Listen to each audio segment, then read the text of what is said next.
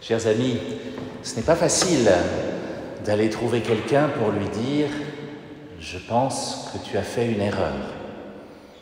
Ce n'est pas facile.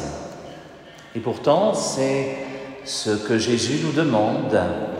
Et pas seulement Jésus, puisque dans notre première lecture, c'était aussi le message du prophète Ézéchiel. Avertis le méchant. Si tu ne l'avertis pas, non seulement lui va à sa perte, mais à toi, il sera demandé des comptes, parce que tu ne l'as pas averti de sa conduite mauvaise. C'est donc un devoir que d'aller trouver la personne qui agit mal et de le lui dire, même si ce n'est pas facile. Et pourtant, Paul, dans la deuxième lecture, la lettre aux Romains, nous donnait le message d'amour absolu. Tu aimeras ton prochain comme toi-même.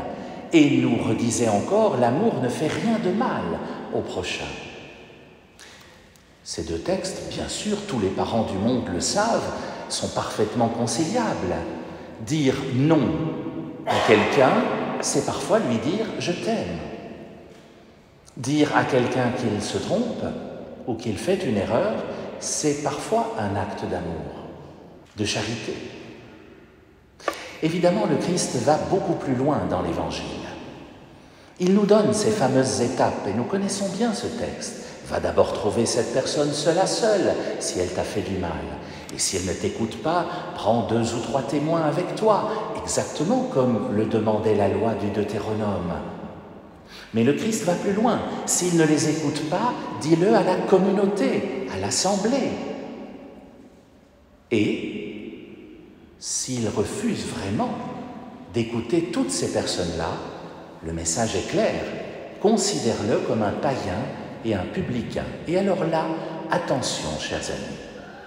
On pourrait être tenté, un peu facilement, de dire, bien, Jésus nous demande alors de le rejeter. Les païens et les publicains étaient des personnes infréquentables à l'époque de Jésus. Mais que fait Jésus avec les païens et les publicains? Il mange avec eux. Ça lui est suffisamment reproché, d'ailleurs, par les pharisiens, ces docteurs de la loi que Jésus passe son temps à critiquer.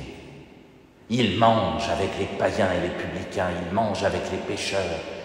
C'est la technique de Jésus. Par conséquent, quand Jésus nous dit « considère-le comme un païen et un publicain », ça va peut-être un peu plus loin que ce que nous imaginons au premier abord. Il ne s'agit pas forcément de rejeter cette personne, il s'agit de la considérer comme un païen ou un publicain, c'est-à-dire comme quelqu'un qui n'a pas forcément tous les codes pour comprendre ce qu'il a fait faux. Un païen, par définition, n'a pas la même foi que nous. Si ton frère a commis un péché contre toi et qu'il ne veuille écouter personne, considère-le comme quelqu'un qui a fait une faute, oui, qui est peut-être étranger à la communauté, oui, mais qui doit être considéré comme tel, comme quelqu'un qui ne se rend peut-être pas compte de ce qu'il fait, qui n'a peut-être pas tous les codes pour comprendre ce qu'il a fait de faux. Qui écrit cet évangile, chers amis? C'est Matthieu. Et je ne vous apprends rien en vous rappelant que Matthieu est publicain. Il sait de quoi il parle quand il écrit « considère-le comme un publicain ». Il l'était lui-même. Et il sait de quoi il parle en termes de miséricorde de Jésus, puisque Jésus l'a appelé, lui, le publicain. On peut donc être considéré comme un païen et un publicain et être appelé par Jésus à faire partie de ses disciples. Vous voyez, ça change tout. Au fond, la fine pointe de cette histoire se trouve dans la phrase suivante. « Tout ce que vous aurez lié sur la terre sera lié dans les cieux, le bon comme le mauvais. Si vous avez lié d'amour quelqu'un, cela sera lié dans les cieux. Mais si vous avez enchaîné quelqu'un à son propre péché, cela sera également lié dans les cieux. » Vous voyez la responsabilité que nous avons. Délivrer quelqu'un de son péché, même s'il refuse d'écouter la communauté, en lui disant simplement « Eh bien, tu Tu ne sais pas ce que tu fais. Et c'est ainsi que je te considère, non pas comme quelqu'un qui n'a pas péché, mais comme quelqu'un qui n'a peut-être pas tous les codes pour le comprendre.